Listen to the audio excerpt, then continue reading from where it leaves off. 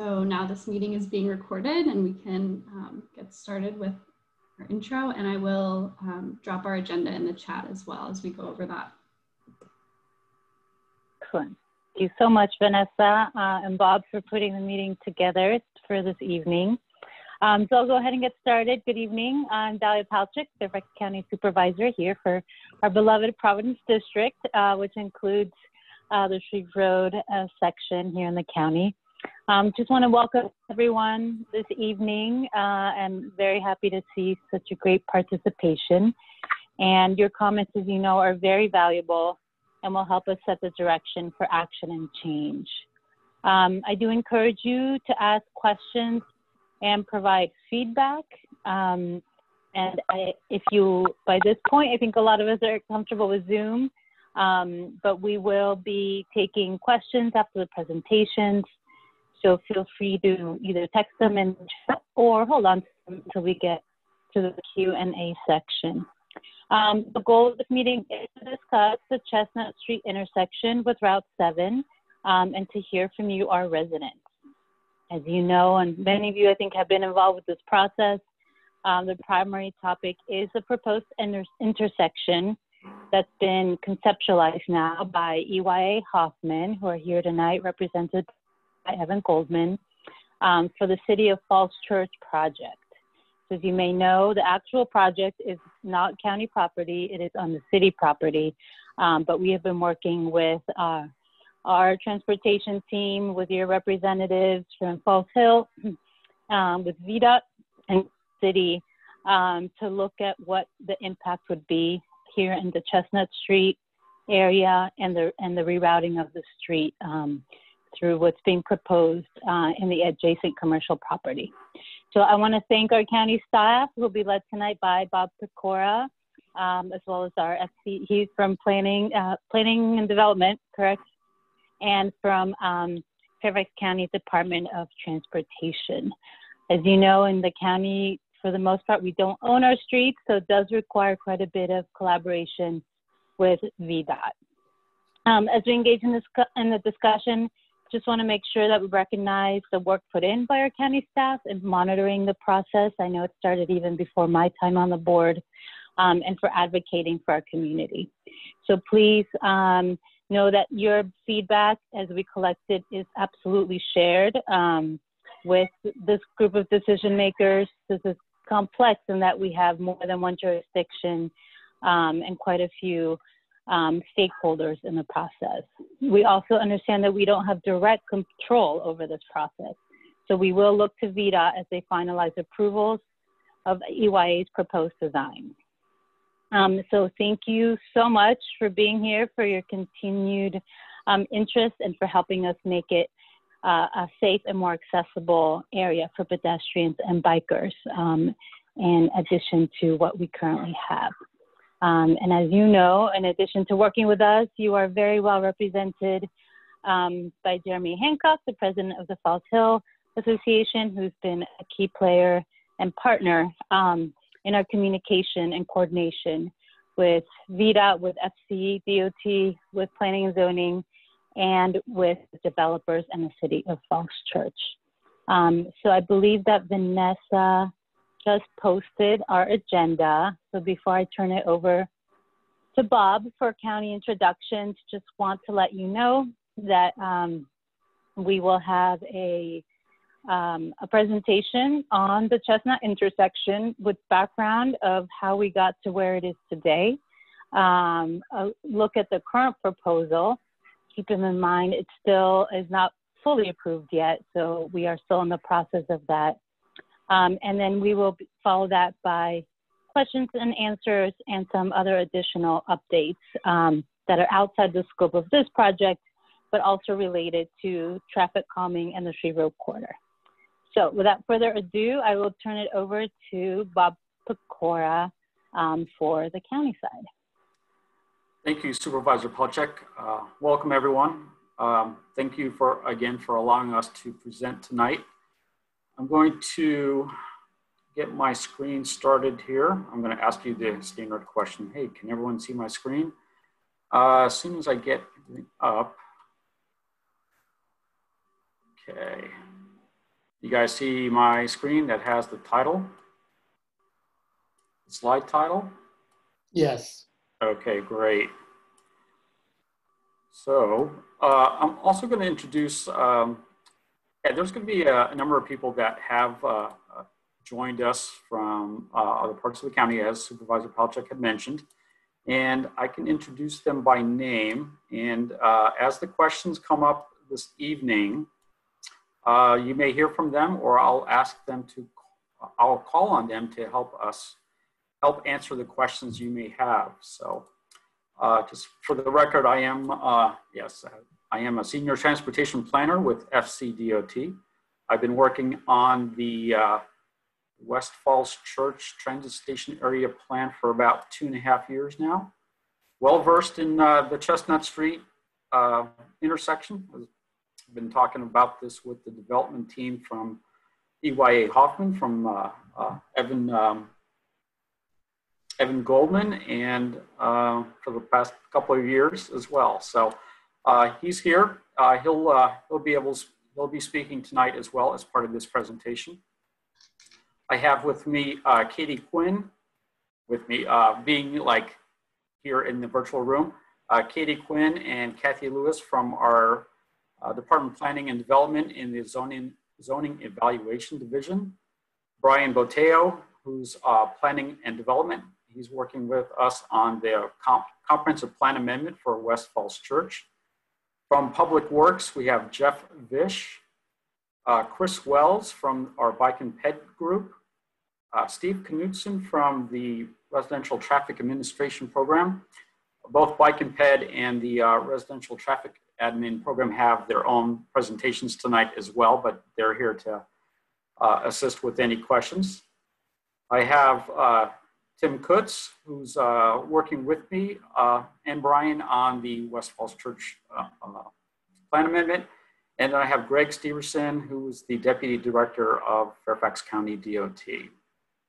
So here's the, let's see if I can advance the slide here. Okay, so for tonight's agenda, just on the Chestnut Street discussion in Leesburg Pike, we'll talk about the intersection, give an overview of the Falls Church Plan, City of Falls Church Plan, and Evan will help me with that. And then also talk about the county plan amendment that we're doing for West Falls Church and Virginia Tech. We'll talk about the potential realignment modifications, what's happening with Chestnut Street and Route 7. Talk about road and site modifications, and have some slides for that as well. And then talk about reviews and approvals required. Our presentation is about 15 minutes. We'll have a 20-minute Q&A session right after that. So something else that will come up is on the terms and acronyms. As transportation planners, we always come up with, we have shortcuts for speaking. So I put a list together of things that might, when I say VDOT, everyone knows what VDOT is, or FCDOT. But some of the other terms are here, and I try to put them in the slides as well later on. But this is just for you all to become familiar with some of the terms that we have. And when we do our presentations, we usually shorten them so we can just say TIA or SJR. So, but we'll get to that.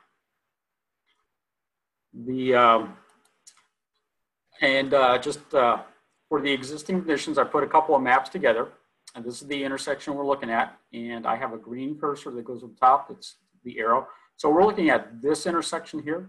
We have the townhomes here, the Metro West commercial property, just the two roads. Right across the street is the George Mason High School. This will be the site of the City of Falls Church redevelopment project that Evan Goldman is going to talk about. But I want to give you just a little context as to the area that we're looking at. We're basically looking at this intersection here tonight and what modifications are being proposed by EYA Hoffman as part of this project to have an aligned intersection. And right now it does align, but with the proposed modifications to the city site, it's going to change a bit, and we're going to just talk about that. So here's another view of that intersection. And So we may refer to this from time to time just for talking about what's happening in the area, or if we need an aerial map and such. So in general, this is the area that is the City of Falls Church Economic Development Project. It's right across the street. This is the whole larger area. Call this the West Falls Church Transit Station area. Supervisor Palchek's district is on this side of Leesburg Pike. We have Supervisor Faust's district on the other side of Route 7. City of Falls Church is in between. And we have the Economic Development Project here, as I mentioned. Virginia Tech is also doing a proposal with WMATA, and Evan Goldman is going to talk about that. The plan amendment that we are working on with Department of Planning and Development has been going on since, I believe, January of 2019. We have regular meetings. We actually have one coming up on Tuesday nights. And we can provide the information to Supervisor Palchek's office afterwards, but it's also going to be a WebEx meeting, virtual meeting, Tuesday night, this coming Tuesday night at 7 p.m. And it's looking to redevelop mixed uses for Virginia Tech WMATA, and as one, it's actually 3 different projects, but it looks like one cohesive project. That is the intent that Evan's trying to do with this project here. And Evan, are you online, unmuted? You can maybe speak to the slide here, talk about the general programming elements of this plan.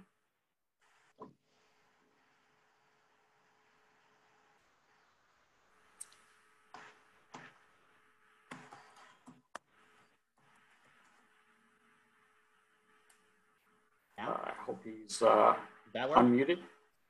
Evan, you all set? Can you hear me now? Yep, barely. Can everyone hear Evan? Can you hear me now? Yes. Go for it. Sorry, I'll do my best. Let me know if I break up a little bit. Zoom doesn't always work very well for me audio-wise on my computer. Can you all hear me clearly? Yes. Okay, great.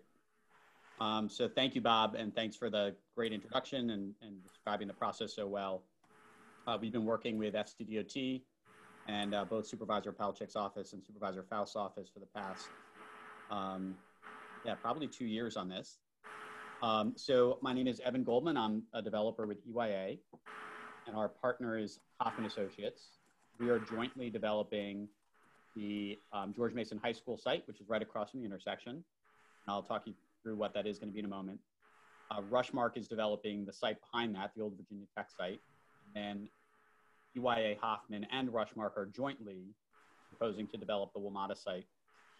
The goal of this entire project is to create better visibility and connectivity to the metro, create a grid of streets to alleviate some of the traffic on Haycock, and to create a wonderful walkable retail boulevard that will stretch from Route 7 all the way back towards the metro property, make the whole area more walkable, more pedestrian friendly, more bike friendly, have amenities for the residents in the area. The intersection that we're talking about today is vital to the project because it's important to create a grid of streets to take traffic off Haycock. It's important that cars can make a left turn onto this alternative street, left out. That's the way you can avoid Haycock, and we can take traffic off Haycock. So that's why we've been very focused on it. Our project that's proposed on the high school site is it's a mixed-use project. It has an apartment building in the very far upper right corner at the corner of Haycock and 7. Behind that is a senior housing building that has memory care, independent living, and assisted living. There's an office building up along Route 7 at the intersection. Behind that is a hotel, an extended stay hotel. They'll be announcing the brand soon. Behind that is a condominium building. And then on the ground floor of all these buildings is retail. So it's truly a mixed-use project. It has every use. Behind it is a new campus for Virginia Tech's Architecture and Design and Construction School, as well as a headquarters for a major construction company, Hit Construction, and retail and residential. And then as we go further towards the WMATA property, there's apartment buildings, townhomes, a little bit of retail, the project kind of gets quieter and tense down towards the metro because of the existing residential. So that's the overview of the entire neighborhood. It's centered around this commons, or this kind of beautiful linear park that you can see on the screen that goes all the way from Route 7 towards West Falls Church Drive. It's about a 900-foot long park in the median of the street that'll be activated with splash parks for kids and swings and outdoor spaces, seating groupings, fire pits, ping pong, little restaurant kiosks, and hopefully become kind of the central gathering place for both the county and the city residents that live in this area. Okay, thank you, Evan. Appreciate that. Okay. So in the discussion about the project, these graphics here are a couple of the earlier site plan, or at least the one on the left is one from earlier this year. And the earliest proposal about an intersection here was where it created an offset intersection. So in our review with VDOT and FCDOT and with Evan's team, we cited that for safety, that these intersections need to align. So there was a number of meetings, virtual and actually in person before the pandemic isolation started. So we were talking about what's the possibility of aligning these intersections. That is something that both Virginia DOT and FCDOT have recommended to Evan. And over the summer, or over the course of the several months between February and July, came up with this iteration on the right-hand side, which does align the intersection, or it proposes to align the intersection. But in order to do that, it will have a signalized intersection, and the Chestnut Street as it is may be closed, and then a new route access through the commercial property, which is the Metro West property here. And it would also require some modification to this plan itself. So basically, it would close Chestnut Street here, create a cul-de-sac. It aligns the intersection, and the key thing being that you have to maintain interparcel access between this commercial property on the right and the Metro West property, but then also still give access from anyone accessing Chestnut Street that they can, through either this driveway entrance here on the bottom side of the plan or on the top side, be able to access Route 7 through a signalized intersection and make left turns, right turns, or actually go through the intersection into the City of Falls Church project. There's still a lot of review that has to occur, and we'll talk about that in just a bit, but I just want to give you this as the concept we had in July. We gave Evan some comments, and he came back with a different one, which is a slight modification to address some of the issues that we had regarding the entrance throughout, see, that's another key term, the driveway entrance here onto Route 7. We talked about some of the dimensions around the intersection itself, what needs to be clear movements of the turning vehicles. A signal there, as I mentioned, the yellow would be 2 crosswalks. There'll be modifications to the sidewalks here. And then also how the vehicles enter the site, enter the commercial property, but also exit, in that there's not a creation of any kind of conflict here. As I mentioned before, the driveway access points, this will be a new one onto Chestnut Street. Chestnut Street would become a cul-de-sac. It is a T-type cul-de-sac. It's not like a round bulb like we've had in the past, like you might know.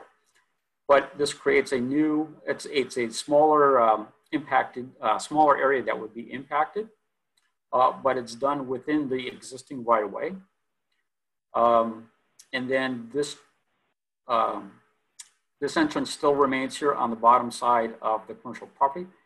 This parking area is newly proposed because of the modifications up here and the reduction of parking here. in order to meet the parking requirements of the commercial property. Additional parking would have to be provided here. We do know this is a stormwater facility here. And we have some, we will talk about the modifications here. And we have staff here that can help answer questions. Evan, did you want to add anything to the discussion about this, this plan here that I have on the screen? Yeah, I'll just spend 2 minutes.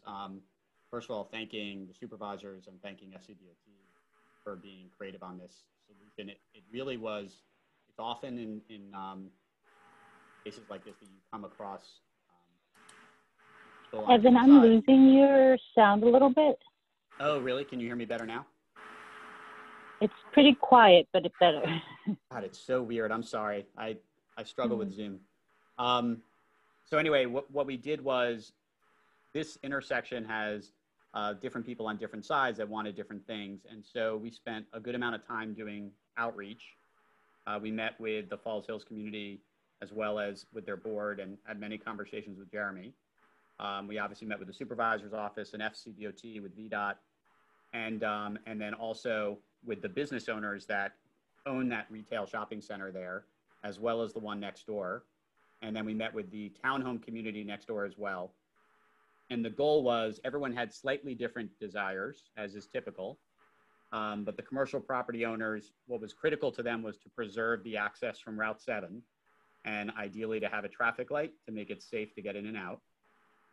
As you know, for our project, that was critical too. We know from many of the residents that live south of here, a safe pedestrian crossing to Metro is really critical, especially given the hill going down to Haycock. So the only way you can have a safe crossing is with a traffic light. We know that some residents want a traffic light because they want the ability to go left onto 7 from here, but others are nervous about cut-through traffic. And so this came out of a brainstorm of, how do we be creative and try to solve the issue? How do you stop cut-through traffic while still allowing access? And the idea was this. And by closing Chestnut, for those who use Google Maps or any type of wayfinding apps on their phone, that app will not take them this direction because the road will look closed to the computer algorithm, which will stop some traffic from coming through. And then secondly, this is similar to what's called a chicane, kind of a curved movement. And that type of slowing down of cars often deflects traffic as well. So it's a traffic calming installation that still does provide the access needed for the commercial property owners and for the residents that do want it. And so while it doesn't solve everybody's issue 100%, it seemed like a good compromise that tries to solve as many as possible.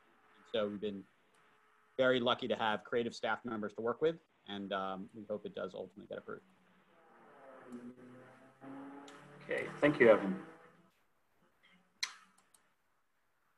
So what I did here is I just zoomed in on the intersection again and the site, but just to talk about some of the things that would need to be modified and regarding the roads and sidewalks, and as well as the site plan itself. As most of these I've already mentioned, but we can talk about that as it comes up with the Q&A session. But parking spaces, driveways, and aisles would need to be modified. The stormwater management pond back here, open space and landscaping screening requirements, and then to allow the modification for this entrance to work as a public street. It's not going to. It'll still retain its commercial property status, but we will need a public access easement over the top of that, which will allow public vehicles to drive over the top. That would be in its. It will have to be in perpetuity. It's not. Because this will be a public road connection, that this will allow this area to be open at all times. The property owners will not be able to close it because it is providing a needed access. VDOT still has to review this, as well as we are doing a traffic analysis as well. and what we're called a signal justification report. But everything, as Supervisor Palchuk mentioned, Chestnut Street and Route 7 are maintained by VDOT. They have to weigh in on the review and the analysis, make sure that this intersection will work, it's safely functioning, as well as for the necessary vehicle movements. And then, as I was mentioning, so we're in the process of reviewing with property owners and the managers of the site, your community input as well tonight. We're coordinating with EYA, City Falls Church, VDOT, and FCDOT. The traffic impact analysis was submitted by Evan's team for the City of Falls Church site. It is a 90-day review process by VDOT. I believe that analysis was submitted in late August. A signal justification report is to evaluate the signal itself here and how that would work with the road itself, with all of Route 7. Make sure that this signal is actually is justified to be here. And something I did want to mention is that Leesburg Pike, the Route 7 corridor, is a road of regional significance. So it is, as you know, it's route number 7. So it is recognized by the state. That is a significant corridor from the east side of the county all the way over to Loudoun County. And the reviews that are happening with the VDOT in the office up here in Northern Virginia also has to be reviewed by the central office in Richmond. They have some, this intersection is going to be reviewed by the Innovative Intersection Committee. And then also the state engineer has to review and approve it before Evan can begin the next steps of working with the county and doing any kind of site plan modifications to the site. There's going to be a lot of reviews still, maybe some waivers, but everything has to be approved and ready to go. We're not at that stage yet. We're hoping that with VDOT's review, Fairfax County DOT is also reviewing this as well. But we're coordinating with Evan's team as well as VDOT. We're hoping that sometime in 2021, we'll have some resolution on this intersection.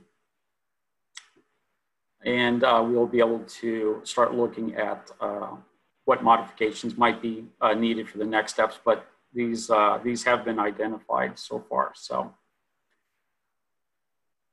I have, let's see, so the next step, this actually concludes this part of the presentation. I do have the next slide is questions. These are your questions to us if you have anything. And I'm gonna go back to the main slide that talked about the intersection here. So, and Vanessa is going to be calling on people for us to respond to, I believe. Yes, let's see. And I just want to note, we do have some questions and comments in the chat, so we may want to review those as well. Sure, let's start there. And if we get through those and you feel like you want to speak, you can also feel free to unmute yourself. Again, if you have any technical issues, you can message me in the private chat and I'll try to solve that. Okay. I do see that, well, I see that there was comments about, will these slides be available? Yes, they will. We will provide them to Supervisor Palchuk's office and they will post them on their website. What does the or send them out as a PDF or something. So what does the red print on Holywell Lane say? Thanks. Well, which part of on what street was that? Holywell. This one here. Oh, I can answer that.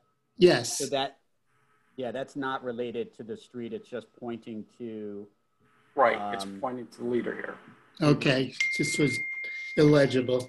Yeah, sorry. So there's a screen that exists today behind the stormwater management area that would remain in place, and that note just says that's the that's the fence stays in place. Thanks. And just, you know, the stormwater management would go below grade, would go below the parking, and the parking on top of it. Okay. Some questions about the stormwater management. Is the current area being paved over? Yeah, so instead of having an open stormwater management sand pit, which is what's there today, kind of a filter, the filter will be a below grade vault underneath the parking that will collect the water, very similar to most projects in the county. And then it'll collect the stormwater and then let it back into the system after it's filtered at a slower rate, so it doesn't cause stormwater issues. This question is for Steve Knudsen. Will the county or developer help with the cost of traffic humps or traffic calming in the Chestnut neighborhood? Steve, would you be able to help us answer that one? Yes. So for the traffic calming, if it goes through our typical process,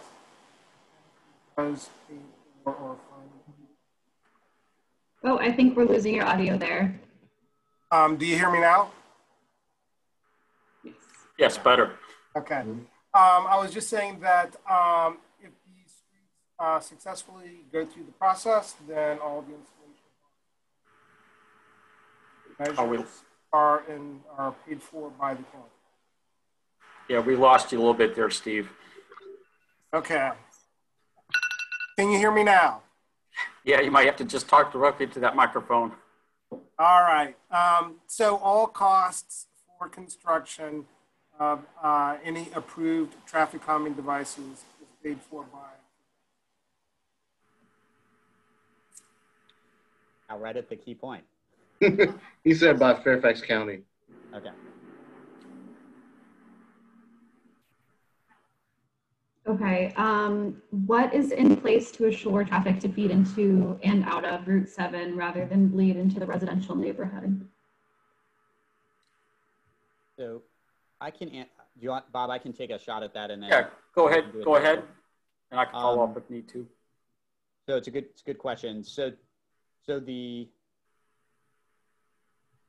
I guess it'd be helpful to know what neighborhood you're talking about, but the fact that this is a traffic light that allows people to make a left in and a left out more easily than, for example, at Dale or somewhere else where you're making a left without a traffic light, should keep those cars coming to this location versus going through the townhome community to Dale, because that's a harder intersection to make a left out, as you all know, when there's cars coming off Route 66. Whereas here, you'll be able to wait until you have a signal and then safely make a left turn out. This intersection is interesting. It doesn't have a lot of cars today, but the cars that want to make a left turn can wait upwards of 2, 3, sometimes 4 minutes to make that left turn because of all the cars coming really fast on Route 7. So this here, it tends to, even though the intersection doesn't function great today, that's mostly because it just doesn't have a traffic light, more so than tons of volume. So by creating the traffic light here, it should encourage the cars, any cars from the neighborhood essentially, that know that you can go through the parking lot, go in this direction and make their left turn here. That should take some cars off of Shreve. People from the neighborhood who would have gone out Shreve and waited at that light where there's a lot of congestion from the neighborhood. But because of the traffic calming and the fact that it's a dead end, it shouldn't encourage cut through traffic. I did see an email or one question about the end of Chestnut, and that is landscaping. The green area is proposed to be landscaping, exactly, not something unattractive. Hi, I don't know if I can ask a question. I live on Chestnut Street, and right now we're getting a lot of cut-through traffic, and you're saying, oh, it's 2 to 3 minutes. A lot of the problem with people cutting through Chestnut is because the light at Shreve and Route 7 is 3-minute light. And that's why we're getting all this cut-through traffic already on Chestnut. I disagree that we're part of this development across the street. I don't think any of us in this neighborhood want anything to do with that development. We want our neighborhood protected. We want our residential streets, people walking to the W&OD trail, protected. We talked about a bike path. We talked about speed bumps. I mean, our yards are getting damaged every day. My yard was damaged this morning because a car tried to get around another car. The street just can't accommodate any traffic from this development. And I don't understand why people are so concerned about this residential or this property at the end of Route 7, these you know, the ABC Liquor and the, you know, the other Jimmy John's and these things. They seem to be taking priority over the residents who have been here a lot longer than them. I guess I just don't understand the idea of putting any traffic on our street when we're already have qualified for traffic calming to reduce traffic on the street. I also don't understand how traffic that backs up way past Chestnut almost to 66 is going to have an extra light here. I mean, it's just a nightmare for us. It's just very unsafe. So that's all, you know, all I got to say. I'm also seeing a comment from Rebecca asking about, you know, some of the damage happening, lack of sidewalks and cut through traffic. You asked, Rebecca, can the speed humps be a condition guaranteed due to the increase in traffic from this new development? And I think we'll go over that in a little bit. Steve, please jump in if you know, you want to take the lead on the answer to this. But the RTAP program, the traffic calming program, is separate. It's a county process and is separate from the development. Sorry, Vanessa, but if we could go ahead and have Bob's team speak to Chris's comments and questions as well, because I know part of why we wanted to host this meeting and make sure that the community is here tonight is to understand how the design is being both planned and then approved in the end. Mm-hmm. Could I add my comment to what Chris just said? We live on Holywell, and my real question is that this project's in Falls Church, and I think Haycock is a Falls Church street. Why isn't all the exits from the project being directed over there and not really changing 7? Because as he mentioned, you're putting 2 lights within about 100 feet of each other. You're directing a whole bunch of traffic, and I don't know what the traffic studies are, how many cars you're anticipating, but you know, our little street can't hold any, the Chestnut Place can't hold any more traffic than it gets right now. And I don't hear anything about the traffic going out, I guess it's eastbound onto Haycock. And wouldn't that be a more logical way to do this? Hey, Bob, I'll take a stab at a first answer, and then you guys sure. tag team with me. But so does this graphic work for you? Yeah. Okay. So these are great questions. It's why we did a very detailed traffic study that we've submitted to the county and the state.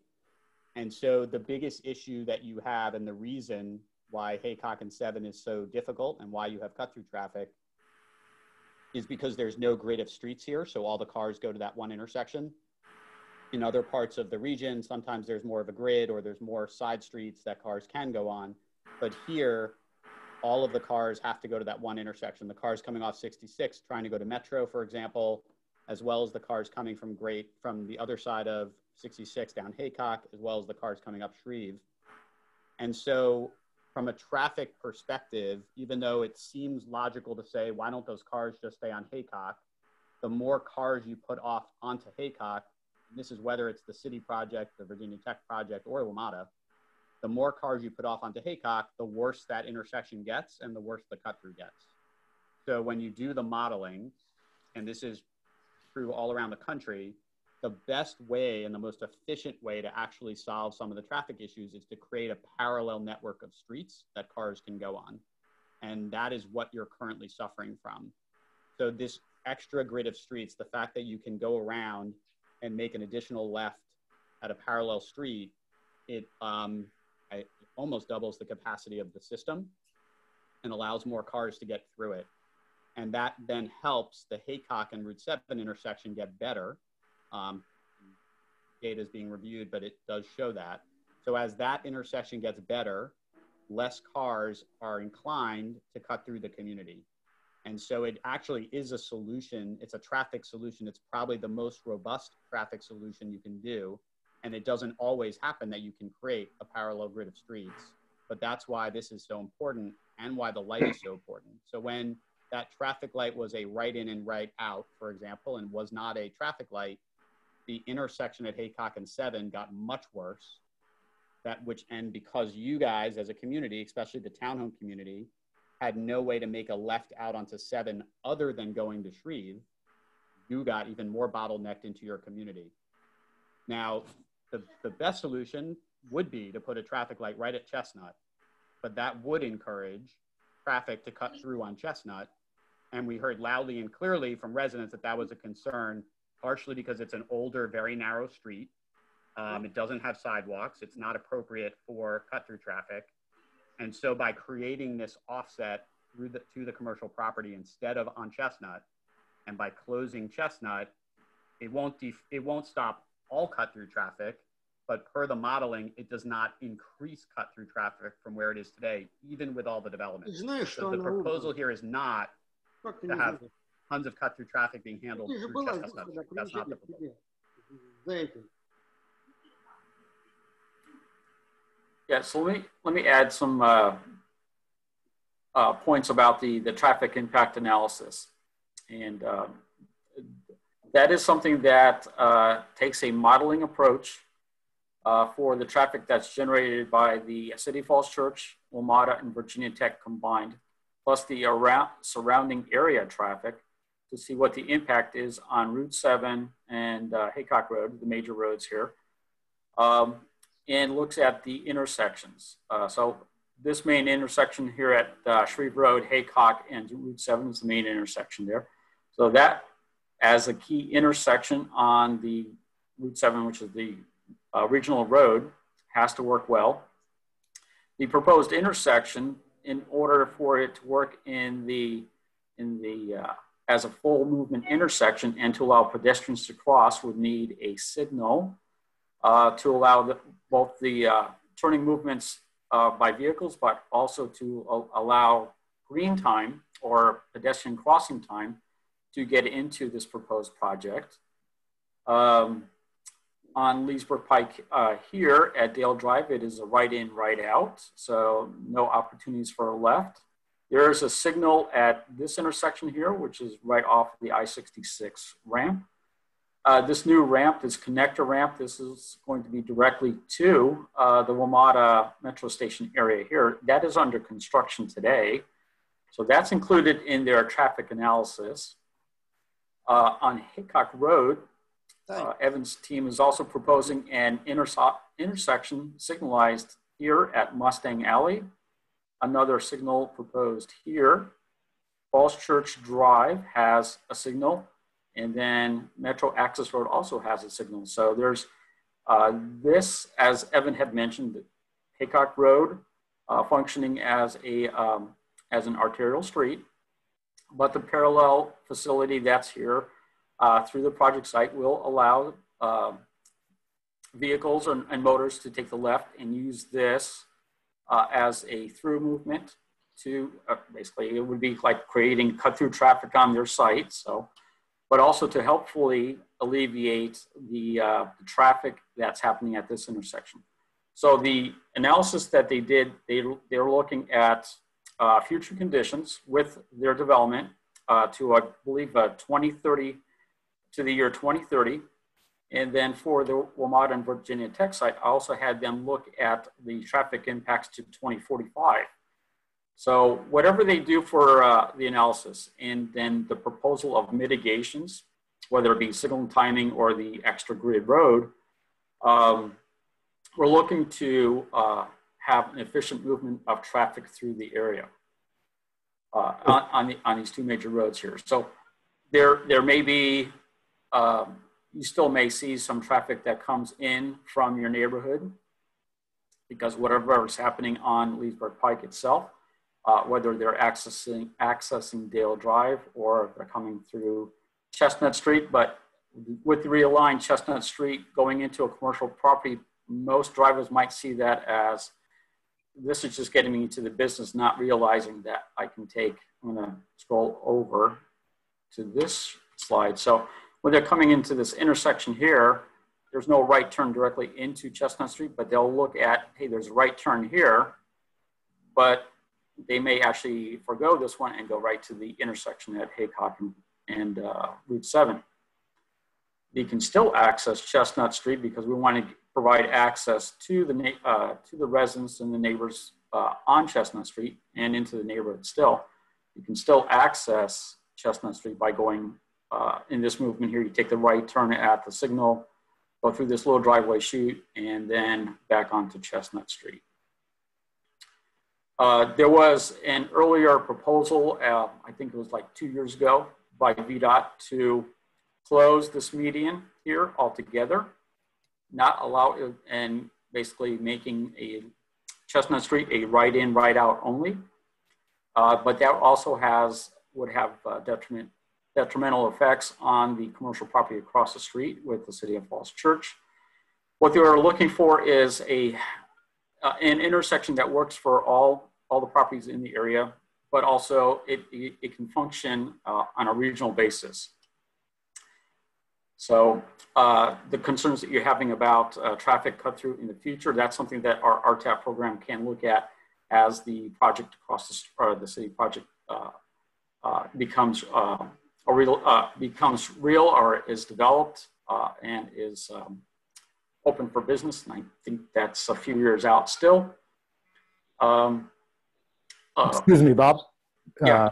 Yeah, I'm sorry. I hate to stop you in your flow, but there's a lot of discussion, and it's actually quite significant that you haven't taken any consideration into what's going to happen to now Dale Drive because of what we are now doing on Chestnut. And though your models are looking at 2025 and beyond, we should just be a little realistic about what the traffic implications are going to be for that flow of traffic going into both Chestnut Place neighborhood as well as the Falls Hills neighborhood, and no impact to what you've done on that intersection. In addition, hold on. In addition, anything you're talking about doing with the, RTAP or the traffic calming and everything else of what the county would do and saying we'll discuss it later at some impact down the road is a little disingenuous to what the neighborhood and the people of this county need. So I would like you to address it now versus us waiting 5 years from now and having to figure out what to do with the impacts VDOT has caused today. Right. Well, yeah, this intersection at Dale Drive, it is included in the traffic impact analysis. So when we get the results from, or the comments from VDOT, we'll know what's happening with all the intersections on Route 7 as well as Haycock Road. And then Evan's team will have to propose mitigations that work for these roads and these intersections as well. Yeah. Excuse me. This is Bill Hartman. If I could just chime in a little. I think that there's a piece of anecdotal observation about Route 7 that I haven't heard mentioned, and it seems to me it's a root cause of several of the things being talked about, which is the people coming off 66 stay in that curb lane. They go at twice the posted speed limit and then make a right either on Chestnut or on Shreve. And it seems to me that some enforcement on that speed limit, I mean, the reason all the accidents happen at Chestnut and 7 are that people can't see that line of people coming along at insane speeds. And so that's a good point to talk about. And one of the things that, quite frankly, I think the signal will help with. I know we looked at a number of the crashes and saw that, you know, there were crashes because there were vehicles that were going eastbound on 7 that were in maybe the closest to the median lanes kind of sitting there, but on the far curb lane, they're still moving. And as someone tries to make the left across to get onto Chestnut, they're getting hit by that last car. And so that's one thing that the signal will definitely help with. Good One other thing I kind of want to talk about, and I'm always a very brass tacks, let's get to the root of the whole thing type of person. What I know everyone is looking at is, so when vehicles are coming east on 7, the potential for cut through traffic, making the right onto either Dale or Chestnut and coming down to get over to Shreve, or in the reverse direction, people who are coming up Shreve that want to go west on 7, cutting through the neighborhoods to get back to 7 and avoid the Haycock 7 intersection. Quite frankly, the best way to eliminate people trying to utilize those roads as a cut through is to make the way that they're trying to go more of the preferred method, and not make it so that it's better to cut through the neighborhoods to make your maneuver than it is to make your maneuver at Haycock and 7. Part of what I think the impetus is for some of these connections that Evan talked about is to do that, to take some of the pressure off of 7 and Haycock, so that people don't find the need to have to cut through various ways to get to 7 from south and east of the site. One other thing that will be helpful, at least as it pertains to this site specifically, is in the times when people are coming from 66 to get to the site, we're talking about that proposed connector ramp shown in the picture, which allows people to not have to use 7 at all to get into the site. And instead, they come off of the ramp and go directly into the site and avoid in any way, shape, or form having to be on 7 at all, which will immensely help the situation in that area. One other thing I want to talk about, and Bob, if you can go to the proposed layout really quick. So the interesting thing about this is, nothing is cut through proof. Like, there's nothing that will completely eliminate cut through. But what I think we're trying to do is, it's a balance here of, we've heard, a number of comments about making sure that people who are along and around Chestnut being able to have the ability to come out on 7 and making the left. But on the same token, you don't want it so that it's so attractive that everyone wants to do it and completely, skip the 7 and Haycock intersection. What this layout does, it doesn't completely eliminate people who know that it exists, but what it does is it makes it less attractive because it's not a straight shot. It goes through, a parking lot, and from the perspective of direct straight access, it's not there. I have a similar situation near where I live, and while it doesn't completely eliminate cut through traffic, if the vehicles are making the maneuver, oftentimes it's generally the people who are back in that area who live back there, and not just people cutting through. But you have to combine that with trying to make sure that 7 and Haycock also function in a way that incentivizes people to go that way versus going through. Can I just a couple comments on that? Sure. This is Jeremy Hancock, Falls Hill. So I think some of the challenge we're hearing is in frustration is that there's some dissonance between kind of what the outcome is and what the kind of the infrastructure looks like. And we see like a grid is important because that moves cars away from the intersection. But now we're hearing that we want cars to stay on Route 7, which doesn't appear the plan, right? It's not just about Chestnut is important, but it's not just about Chestnut. It's about how it all, as you know, how it all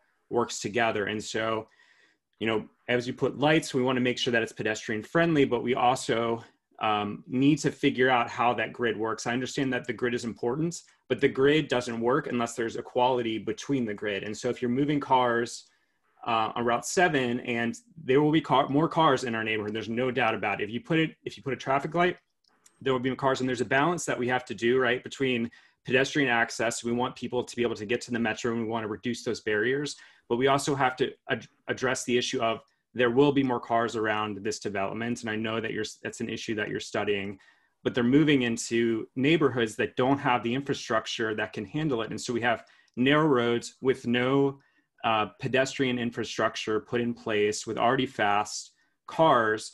And so we're building a development that's going to encourage, as it should, more pedestrian activity in the area. And we want to see that, but we still haven't figured out how do we get that equality between the network. And I hear you 100%. I think that's quite frankly, that's the challenge of almost every development we run into, is how do you balance the things that everybody wants to see, understanding that some of the things don't necessarily go together. Some of the things sometimes you can't always do everything. And I think what we're trying to do here is get the best balance of how to provide the connectivity that allows for pedestrians to be able to cross, but do as much as we can to disincentivize the cut through and it's difficult. You can't get rid of the connectivity, or you can't keep the connectivity and completely eliminate the cut through.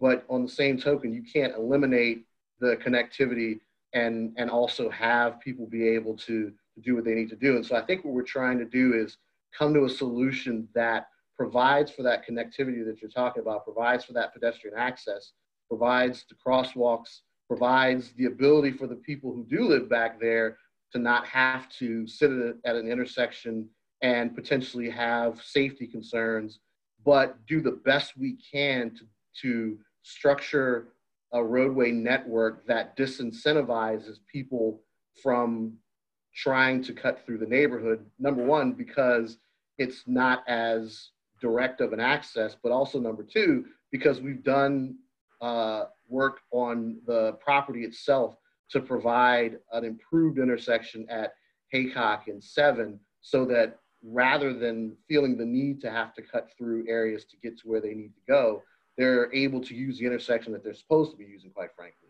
So that's wouldn't you recommend, sorry, Dahlia, wouldn't you recommend at this point putting in the infrastructure to the neighborhood and not just putting the infrastructure that you're willing to spend on the commercial development, but put it into the neighborhood as well?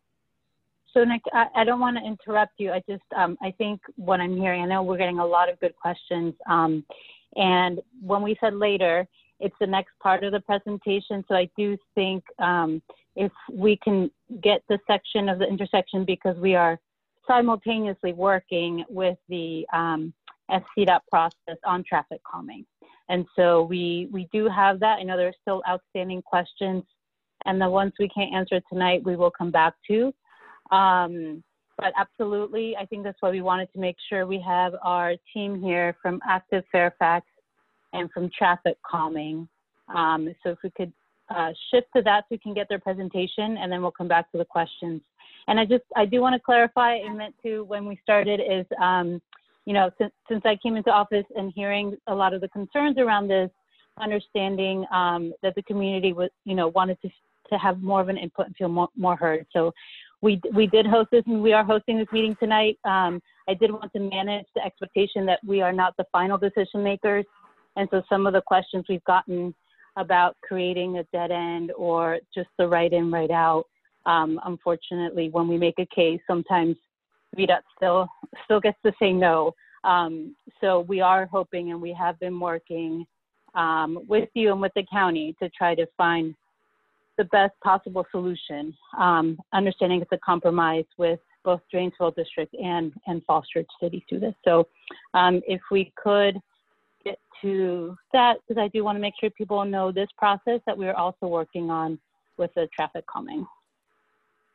That's right. I'm just switching screens here. Should have that up in just a bit. And I appreciate all the comments. I was looking at the chat, and there's like 50, 60 comments, and it's like, okay, so we have our work cut out for us. No, thank you all. And I know Mitch Bonanno is also here with us tonight from the Chestnut Place, and had some questions. And I know we have reached out, not just to Falls Hill, but to all the surrounding neighborhoods. So please do continue to send your questions. And if we don't have your contact information, please be sure to share it here tonight with Vanessa and with our team. All right. I think we have Steve next. Yeah, you all see his screen, or at least the screen for slides. I will advance them for you. Yeah, I have it. I'll advance for you. Just let me know when. Okay, can you hear me? Yes, we can hear you. Okay. So I'm Steve Knutson, and I do manage the residential traffic programs for Fairfax County, and that does include the traffic calming program. Back in December 2019, we had a request from the Falls Hill area to review a couple of the roads there. 4 of the roads qualified. They were Barber Road, Pine Castle Road, Gordon's Road, Chestnut Road, or Chestnut Street, I'm sorry. And we are currently working those 4 streets through our traffic calming process, which has about 5 steps. So you want to flip over to the next screen there, Bob. So we've basically done step 1, which was the project initiation. We had a request, we studied the roads, they qualified. We went ahead and identified a task force. We communicated with that task force. Back in May, we had a meeting with the task force and the supervisor's office. We presented some plans for the task force to review, and then at that point, it kind of falls to the task force to reach out to some fee owners, see if they can get sign off for measures going into the house. If you want to pop in there, Bob. So a couple of the things that we have been working on for the 2 projects. So Bob, you want to go ahead and, there we go. So I guess we'll finish off on the steps first real quick. So after we go through the initiation and the working through the plan development stage, we then have a community engagement where we want the task force to reach out to the neighbors, make sure that they know that this process is going on. Then we had an informational meeting with the community at large, and then following that, we have a ballot process to confirm community support. If the ballot process is successful, then we take that those projects. Steve, yes. I think we're having a hard time understanding you. I'm wondering if maybe we can call you into the meeting, or if you want to try getting very close to your mic. I would try, if I were you, I'd try calling in to the Zoom number. So Zoom sometimes, depending on what the mic is you're using, if you're using a computer mic, sometimes it can do the fade in, fade out thing. But if you can call into the number, you should be able to hear, or you should be able to hear. Sorry about that, yeah. One of the downsides of virtual meetings sometimes.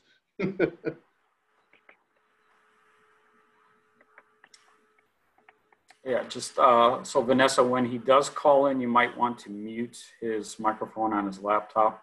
Yeah, he's already done that. Oh, he's okay, good. One step ahead of you. It's all right. I have multiple windows open. I can't see everything here.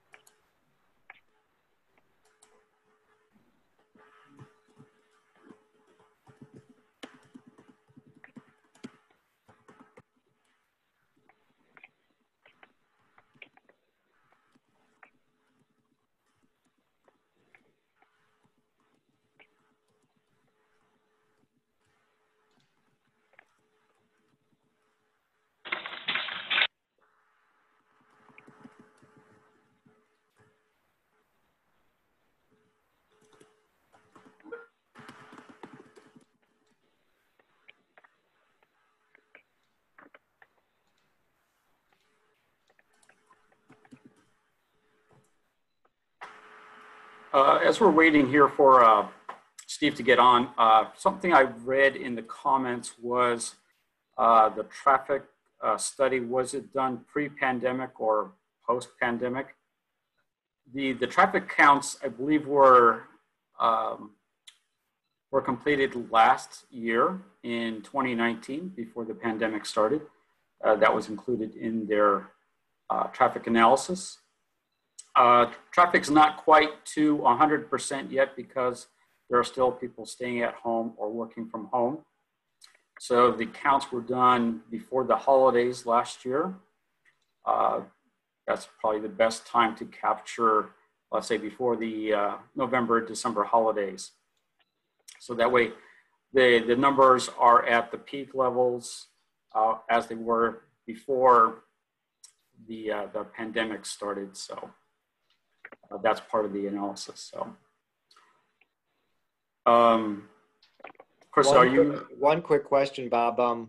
HOV3 is coming to 66 inside the Beltway. Has that been factored into how much traffic Route 7 is going to pick up because of that moving forward? Thank you.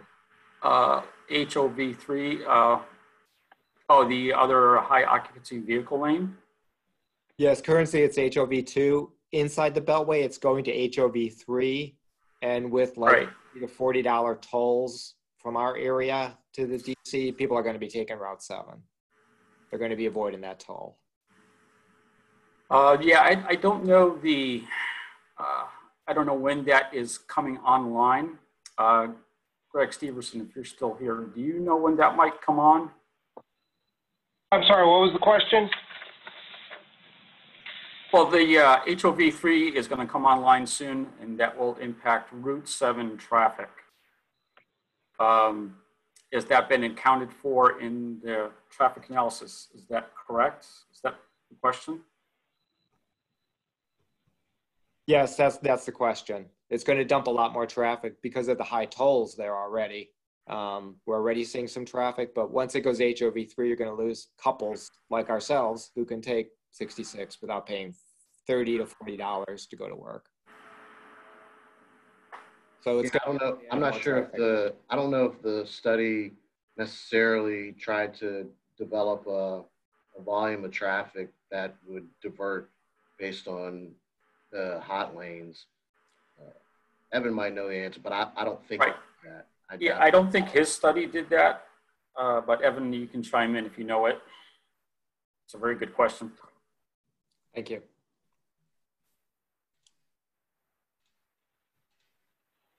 All right, Steve, are you up and running? I think so. Can you hear me, Greg? Yep. All right, you're good. Okay, do you want me to start all over again?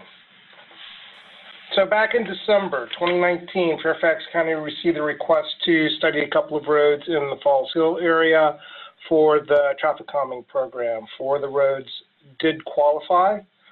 They were Barber Road, Pine Castle Road, Gordon's Road, and Chestnut Street. At that point, we asked the community to form a task force. They did.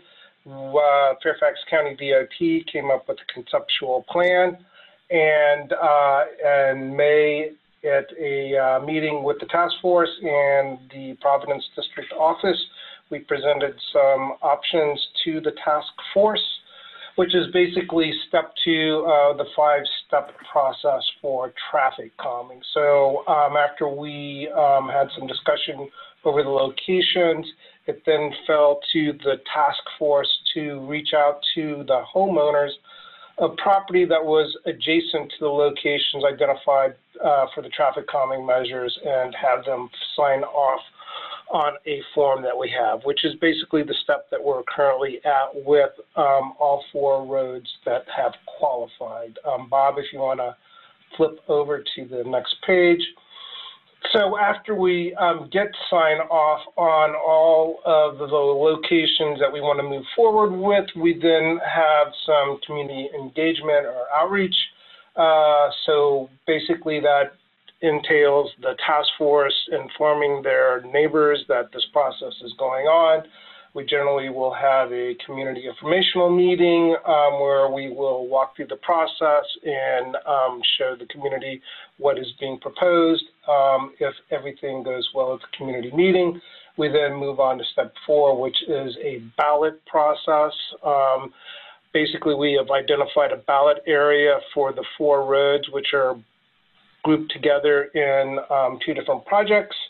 And if the community is successful in the ballot phase, we then present the projects to the Board of Supervisors for their endorsement.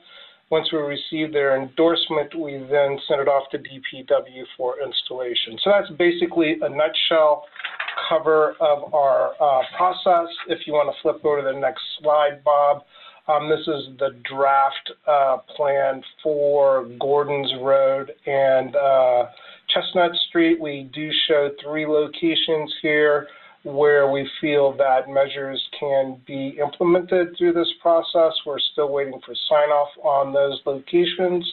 If you want to flip over to the next page, this one shows the Barber Road and Pine Castle Road project that we're working on, which is just a little further off of the Chestnut area that Bob has been talking about tonight. Again, we have 2 locations on Pine Castle Road that we're waiting for sign off, and we have 2 locations on Barber Road that we're waiting for sign off. Once we get that sign off, like I said, we will go back, have a community meeting, and then a ballot process. So that's where we are with the traffic calming program in this area. If you have any other questions, I'll try to answer them. Steve, I'm seeing a question. Could you talk to why Dale Drive was not included?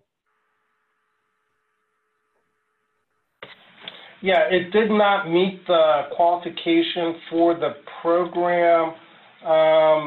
Dale Drive just did not. We have like a speed qualifier for the program, seeing how the traffic calming measures are there to, you know, kind of work on reducing operating speeds on the road. And one of the qualifiers is a speed qualifier, and when we collected the data, Dale Drive did not meet the qualifier for the program.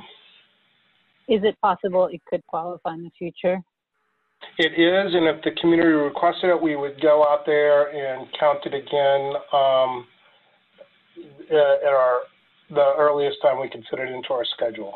So all they have to do is make that request, and we'll go back out and recollect data. So once again, we seem to be looking retroactive about what traffic is to look at traffic calming about what's going to happen in the future.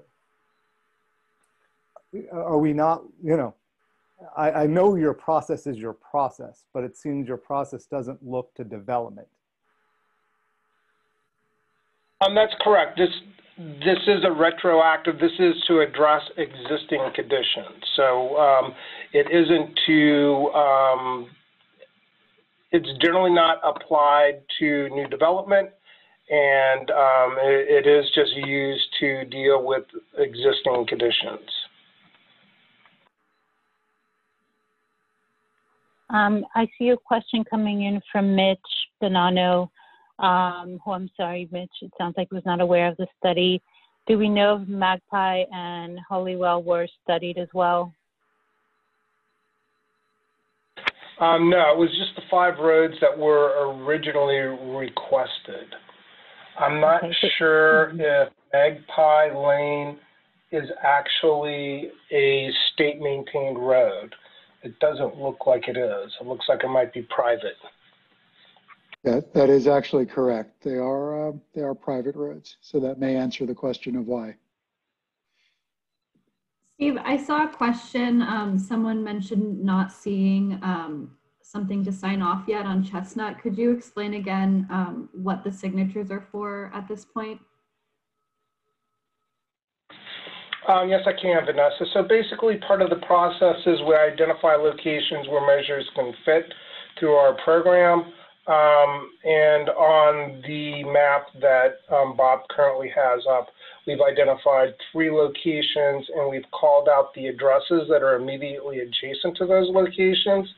So the property owners at like 2345 Chestnut Street need to sign off on this device going in front of their home before we can like consider this part of our plan that we would present to the community at large and have them vote on.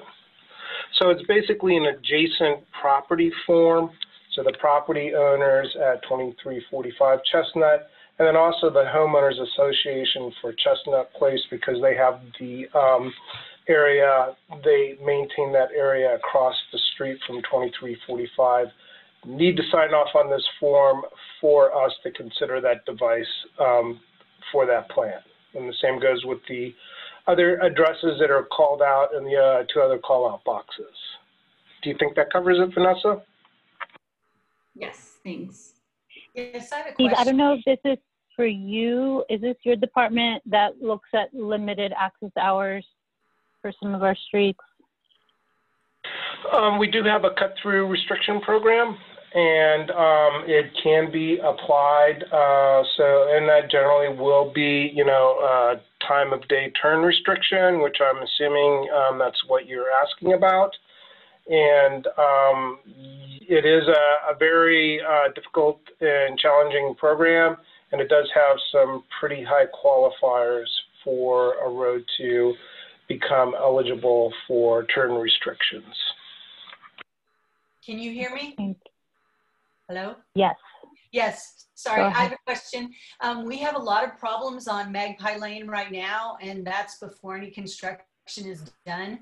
So I agree with Nick that we have to take a look at some of the things that can be done. And since this is not, as was just told to us, it's not a county road or state road, that would fall on the community to maintain this increase in traffic. We already have near misses with kids almost getting hit, et cetera. So can this be can be looked at as part of the construction process rather than waiting for something bad to happen and then taking a look at it, especially since that would fall on all of the owners of this area?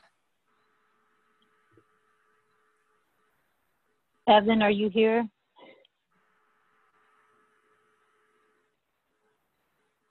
Yeah, I am. It was really hard for me to hear that question, though. Can you hear me?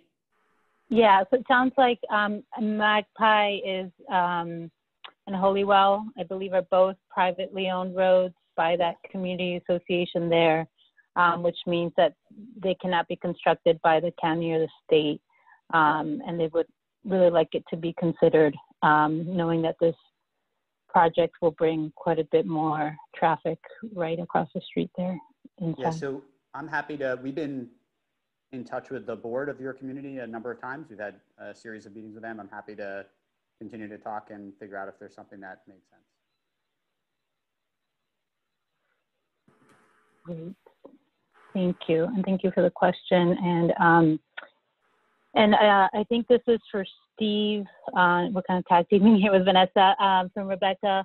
Will the community meetings be held by Zoom? And do you have a sense of how long it would take, I guess, from today to having speed humps installed if it's successful? It will be like a web-based, I think it's WebEx that they plan on using for the community meetings. That's what we're currently scheduled with. We have just started scheduling some meetings. I believe that we do have 2 others in the Providence district scheduled right now. The biggest time consideration for the rest of this process is probably getting sign off on that adjacent property form. So as soon as we get that, you know, we can basically start looking at scheduling a meeting. And then after that, it's just to the board and then to DPW for a contractor to install it. So it's kind of dependent on how fast the task force can get this, the needed signatures. And I will say that the 4 roads are combined into 2 different projects. So they can go at the same time or they can go at their own speed. They aren't really dependent on each other. Okay. Wonderful. There are a lot of questions, and I know it looks like we're definitely will be coming back for additional follow-up meetings.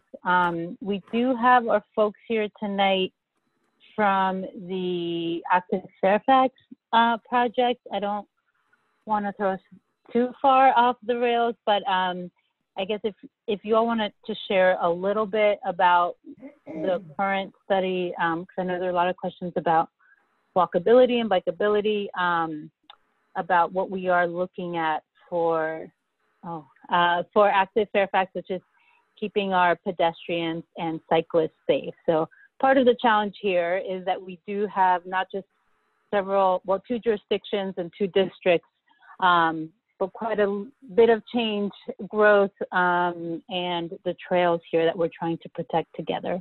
So while the city of Fairfax, as many of you know, control their own streets and roads, we do work with VDOT, and we are at the same time looking at working to improve our active Fairfax plan, which is walkability and bikeability.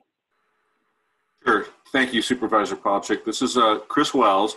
I work in the county's, Fairfax County's Department of Transportation. I'm the Active Transportation Program Manager, and we implement bicycle, pedestrian, and micromobility programs such as Capital Bike Share.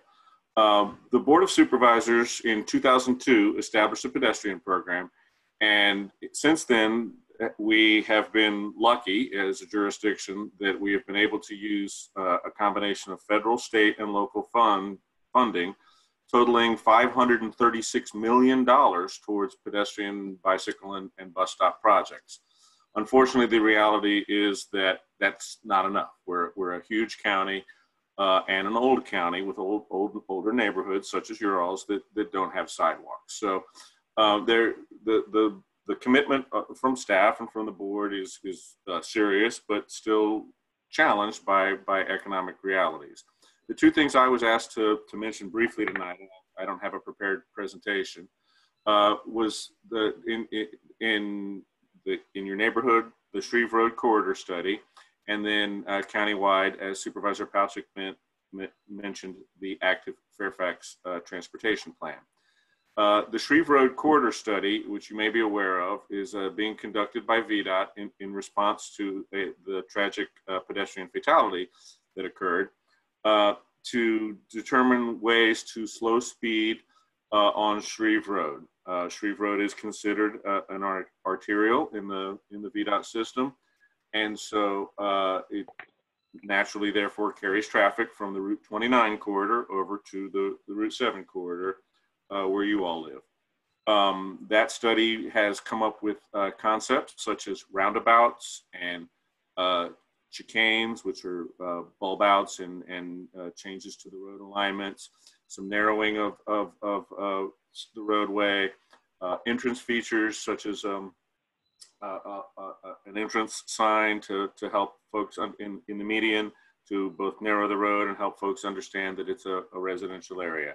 Now that is just a study, and it is not funded for construction yet, but it is the first step towards reaching community consensus on things that would be done. Separately, but in reference in that study, we do have a Safe Routes to School grant that we received, that we applied for, and we've been told tentatively we've received approval. The Commonwealth Transportation Board is currently in the past few weeks or next few weeks finishing action on that to do a pedestrian improvement project at Shrevewood Elementary School, which will add connections to get from the north side of Shreve over to Shrevewood Elementary School with better crosswalks. So that in summary is the Shreve corridor study and the Shrevewood Elementary School Safe Routes to School project. The Active Fairfax Transportation Plan is an update to what is currently 2 different parts of our county's comprehensive plans, the Countywide Trails Plan and the Bicycle Master Plan. The Countywide Trails Plan originated in 1976 and was actually ahead of its time in the United States in laying out a network of bicycle trails, essentially, that would crisscross and cover the county. Mainly, they followed roadways and also through stream valleys, parks, power lines, things like that. That's been continually updated over the years. It was most recently updated in 2018, but the county's bicycle master plan was also created in 2014, it focused on on-road bicycle facilities and some off-road facilities. So unfortunately, what that's led to is a little confusion about two separate plans that might call for two separate things along roads. So what we're doing is consolidating the Countywide Trails Plan and the Bicycle Master Plan into the Active Fairfax Transportation Plan. Two major things that as residents you might want to take away from that is, first of all, we're moving bicycle facilities to off-road. In America for 40 years, the idea has been on-road bike lanes is what was the solution.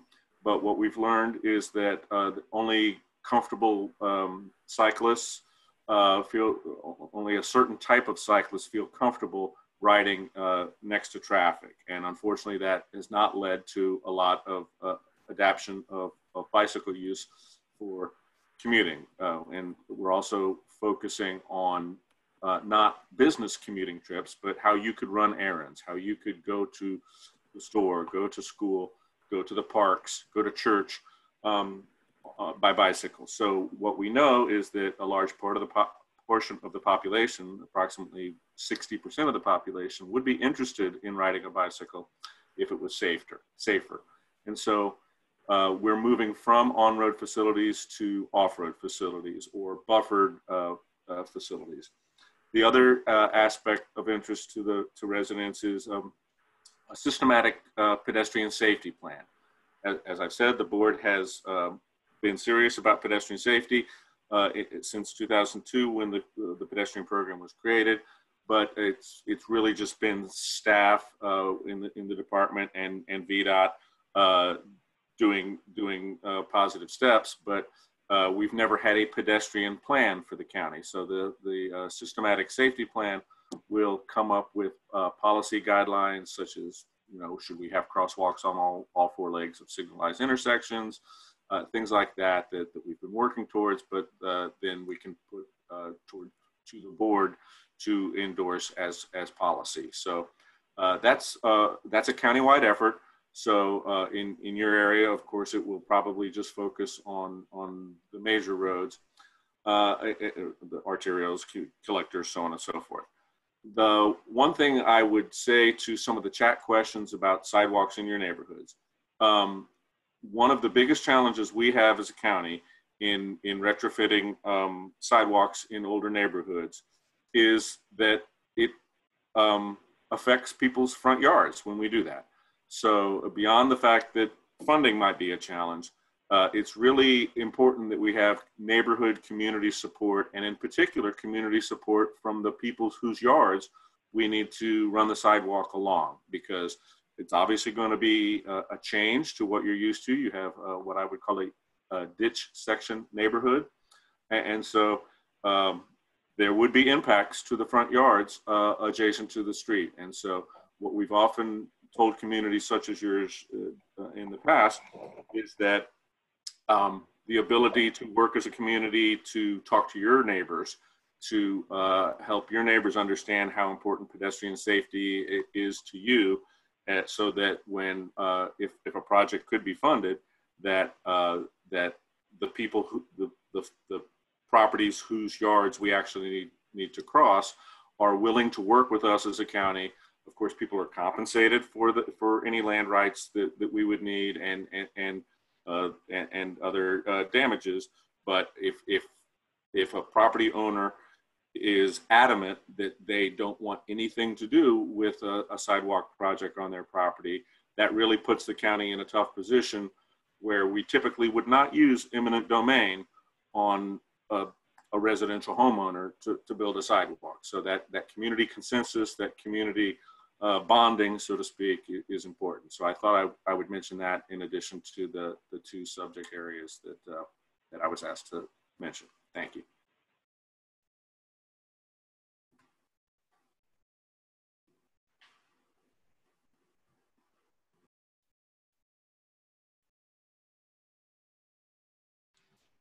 I think you're on mute, Dahlia. I don't know if you're talking, but I think you're on mute. Oh, sorry. I'm not used to doing this on my phone. Thank you. No, thank you, Chris. And I know Tim has shared on there if you would like some more information on where we are with that Shreve Road corridor study. And I know it is especially challenging in some of our older neighborhoods, and the funding, which I'm committed to helping us. The pandemic's not helpful, but doing what we can to look at funding for the future.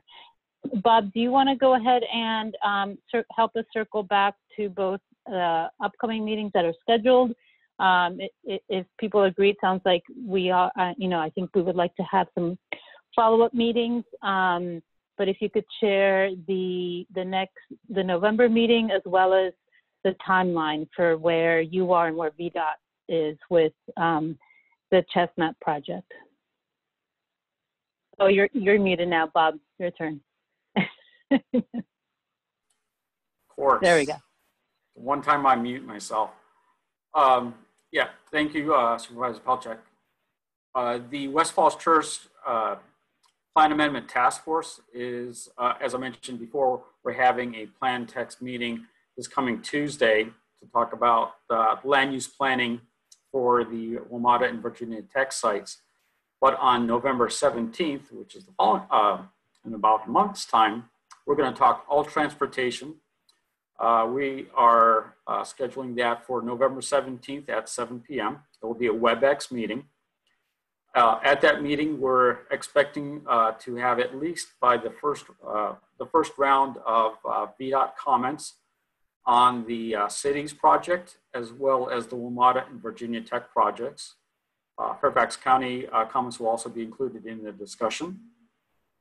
We're going to try to limit that so it's not the really nitty-gritty technical questions, but more the questions that we can respond to regarding the planning of the sites and then traffic in general. We're also going to be talking about the residential traffic administration program that's happening in the other areas, other neighborhoods around West Falls Church, around WMATA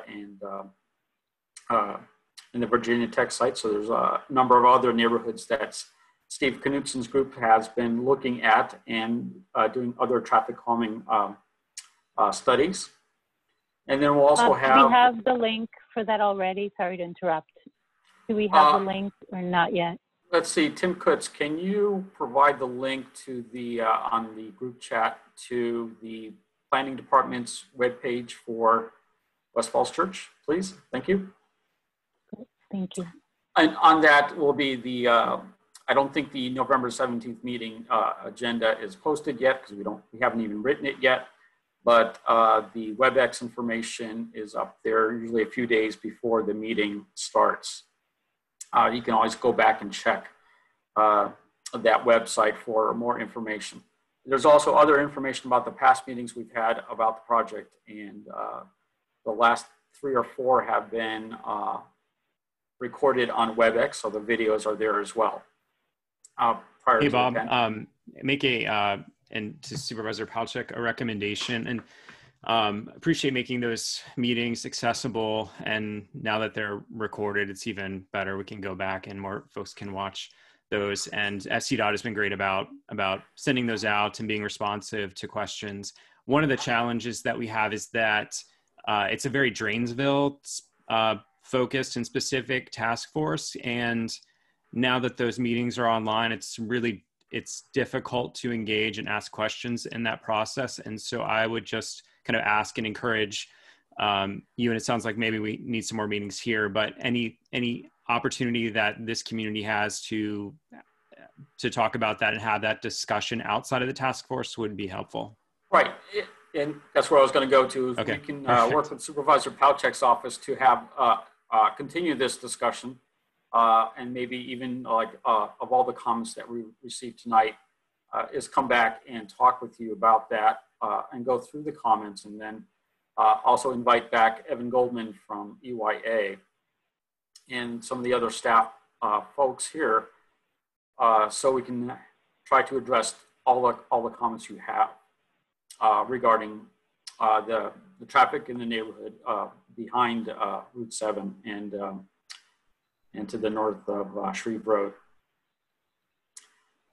We'll work with Supervisor Palchik's office to come up with a schedule for that, and will be responsive to her and her staff for that. So yeah, no, absolutely. And it sounds like the first step will be following that November meeting. And I know my surrounding districts get frustrated that they're not included. We tend to keep those task forces by district. But I just want to say, it sounds like at minimum the first meeting we'll look to do a follow-up to that November meeting, Bob, and work with everyone here tonight to make sure that you do have a voice. That's a very good question and comment. Thank you, Jeremy. Supervisor Palachuk, do we want to answer or respond to a couple more questions from the group tonight? Yeah, I know folks are still here, and I'm happy to, if you're able to, Bob and your team, take a couple of more of the questions we have tonight. I know there are more than we can answer tonight, so I know Tim is recording them, and your team will work with the city and with Evan to follow up. But if there are a couple of big outstanding ones that you could take, that would be wonderful.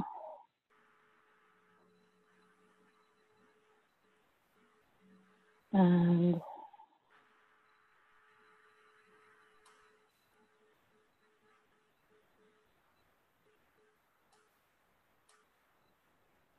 so, okay, did you want me to read them, or are you able to read them? I am toggling through here. I can read. There's a number, so. Yeah, go ahead if you want to grab one. Sure.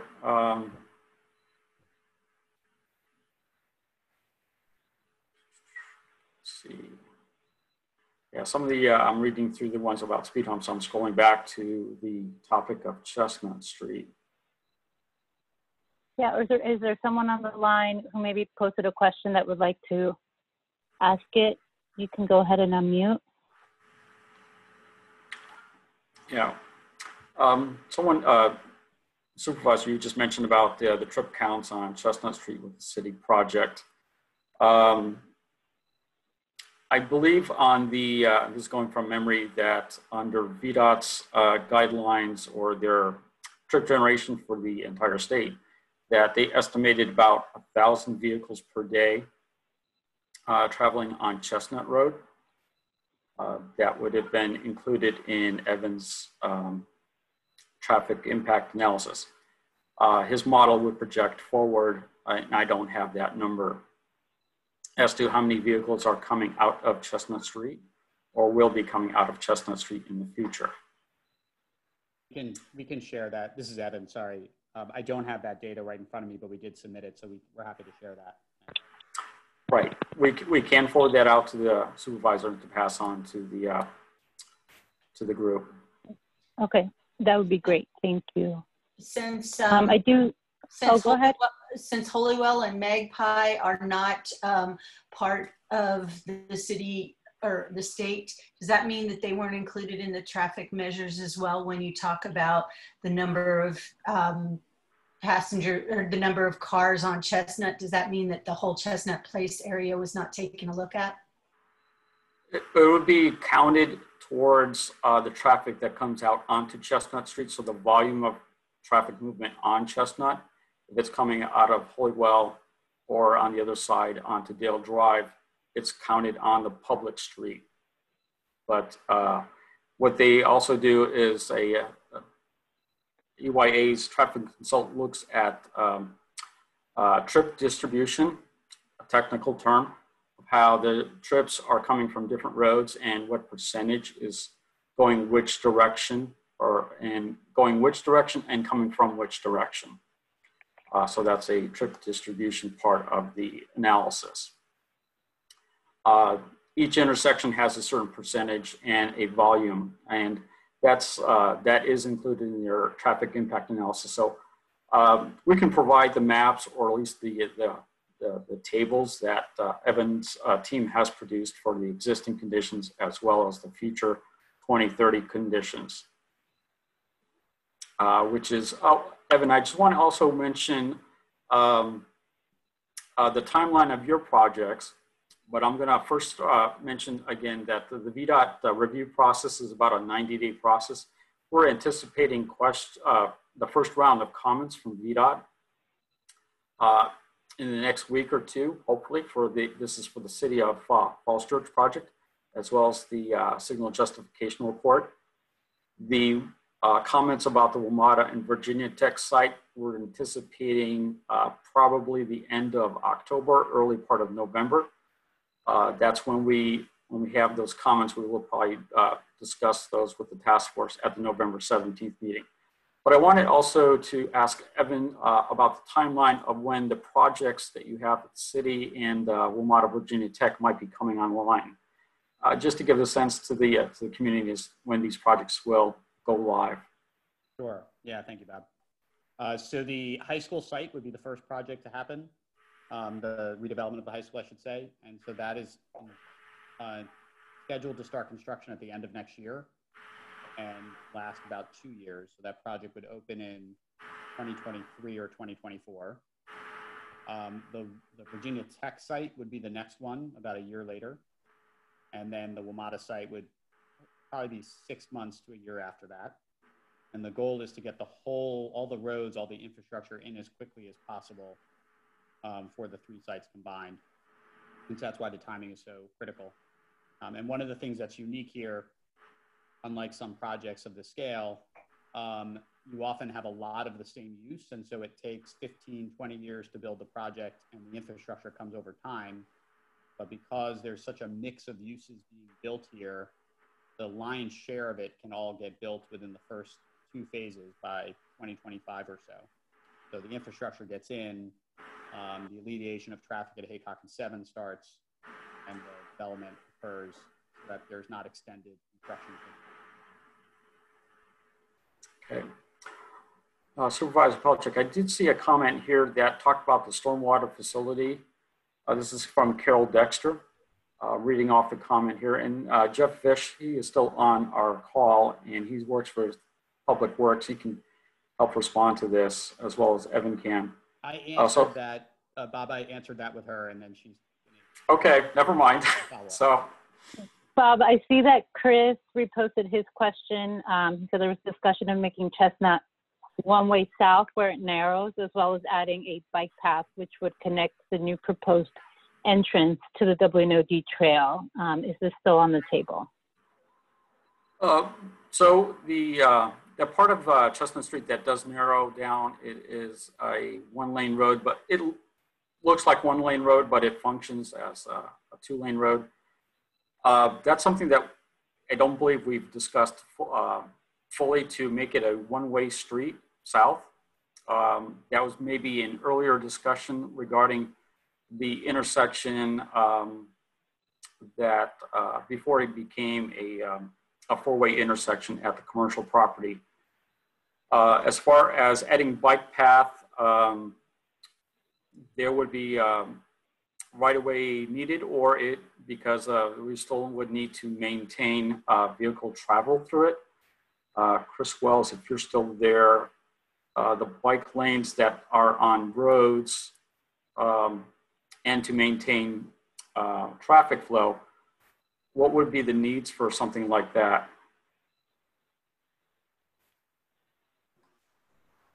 So the standard width for a bike lane is 5 feet, and given the narrowness of that area, I'm not familiar with exactly the width.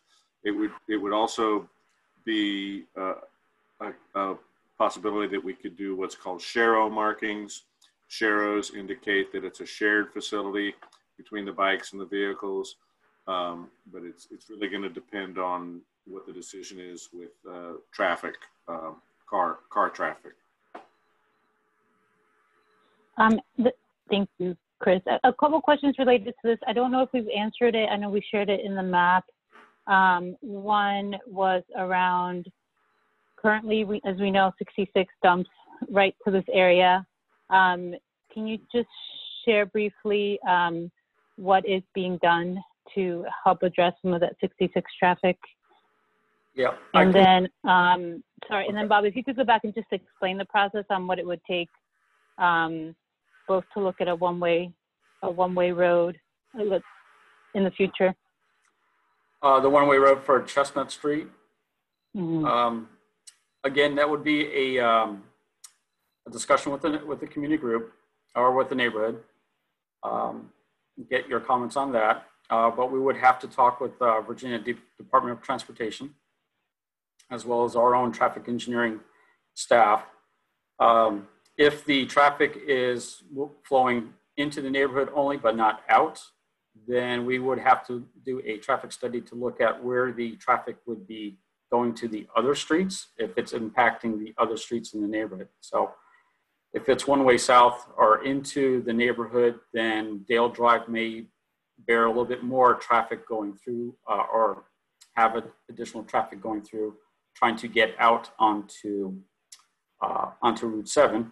Or it could be more traffic on Shreve Road going from Gordon's Drive to Shreve Road, then out into the main intersection at Route 7. So it would have to be a traffic study. We would have to look at that. If that's something that the neighborhood is really looking to do, it's like we would have to get that into our work program to start. But it would take a analysis and then review the results with Virginia DOT, because they're looking at not just a couple of roads, they're looking at the whole region. So the other question about was it regarding Route 66, the ramp that is under construction to the WMATA facility. That is a new bridge. I believe a new bridge was recently installed that will help facilitate additional traffic. So travelers on eastbound 66 who are looking to access the WMATA station can directly use the new ramp when it opens sometime at the end of this year to directly go to the WMATA transit station. This would also alleviate some of the concerns of traffic going on to Route 7 and then into the intersection at Haycock and Route 7. It would be like a relief valve. We're not sure how that's going to work yet because it's not open yet. But there were traffic studies done when VDOT was proposing this project, and I believe their study is about 5 years old or so. It's somewhere on their website. We would have to look at that. And if anyone's interested about that, we can find the link to that project and that study there. Can I ask a quick question? We're residents of Chestnut Place, and you said something about a cul-de-sac. Hear an echo? Echo. Oh, sorry. Let's see. If you turn up sound on your Can I do this? computer, go ahead. Okay. So we're residents. Oh shoot, it's doing it again. You're great. We hear it. I'll This type is it out. Ina. I'll type it out real quick. Okay. Thank you, Ina. So while you are typing that, trying to jam in questions. There was one I saw that was not related to, and I guess if Evan could answer this first from Katie. The community's not convinced that the storm water management facility is 100% effective, as there's a lot of pooling in the buffer area next to our house. Drainage tubes and rocks were placed over the summer, which seems to have helped. Will the current facility be fully examined, or is it being altered before being paved over? Yeah, I answered, thank you. I answered that question in the comments. So I missed that. Yeah, so the entire facility will be a new facility that'll be built below grade. That'll solve that issue. Perfect, thank you. All right, Ina, are you still there? Is it Ina?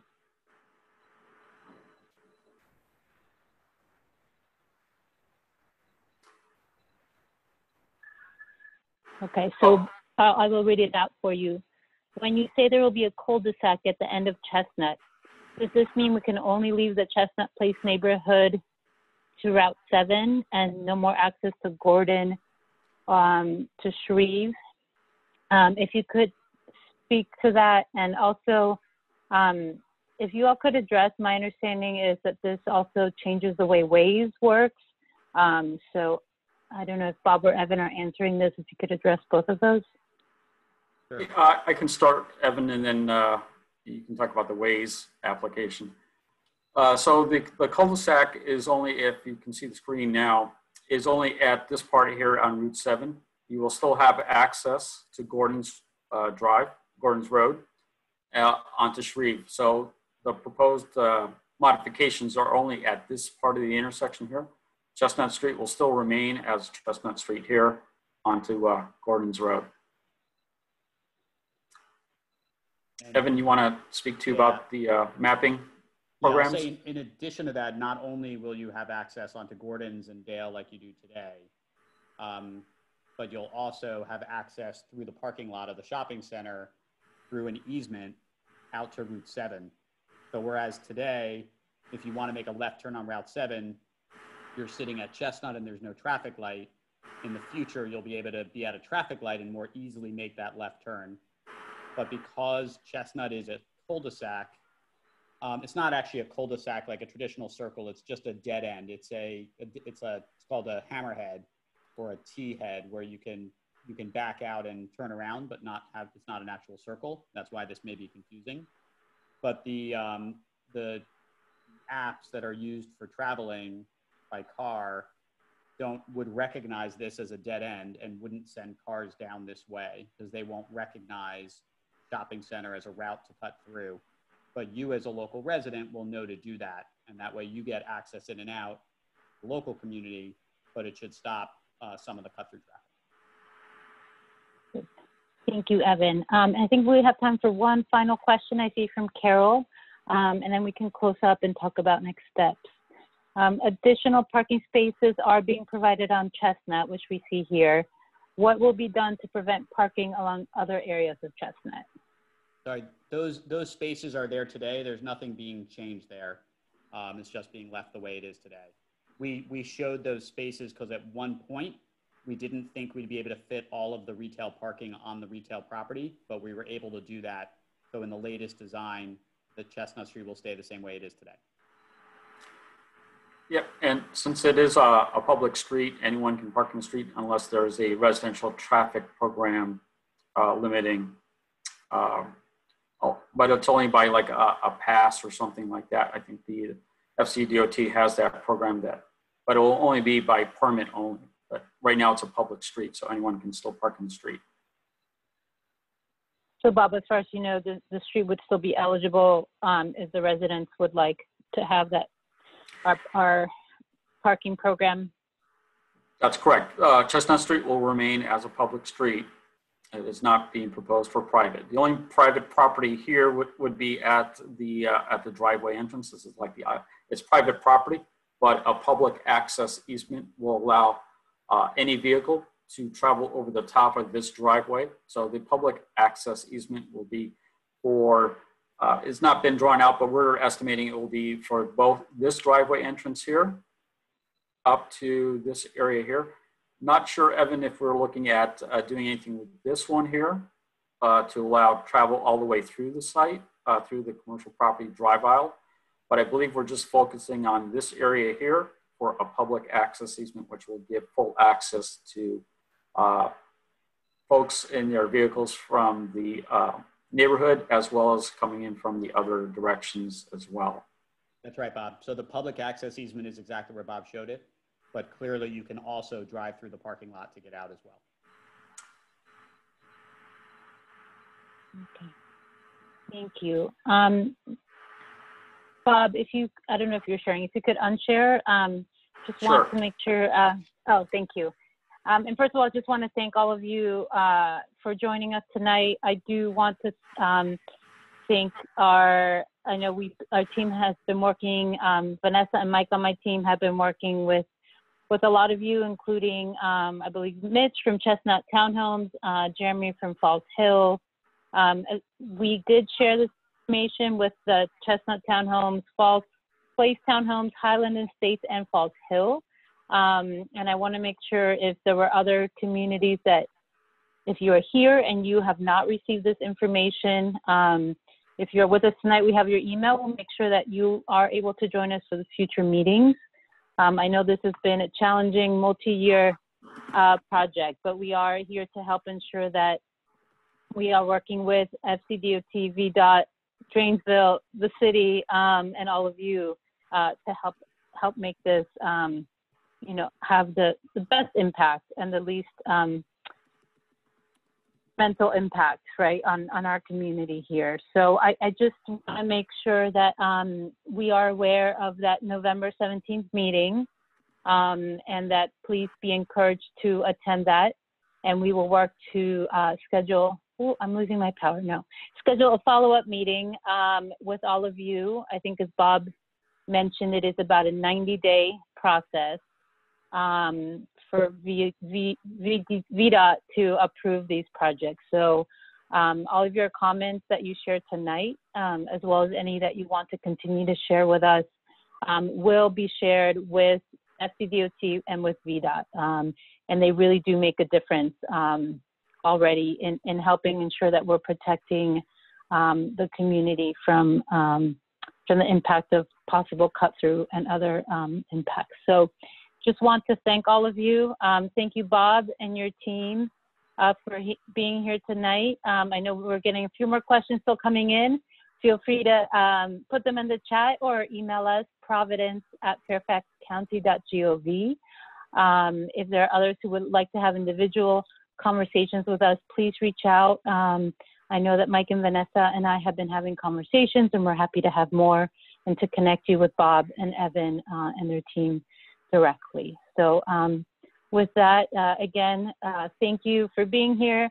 Thank you to the county team, EYA, for joining us tonight. Please stay safe and ensure that we do have your contact information so that we can continue to share community meetings, and we will come up with a plan with Bob for continued conversations like this one. Okay, so with that, thank you, everyone. Thank you, Bob. Thank you, Evan, and have a good evening. Stay safe, wear a mask. Thank you, everyone. Thank you, Supervisor Palchuk. Thank you. Thank you.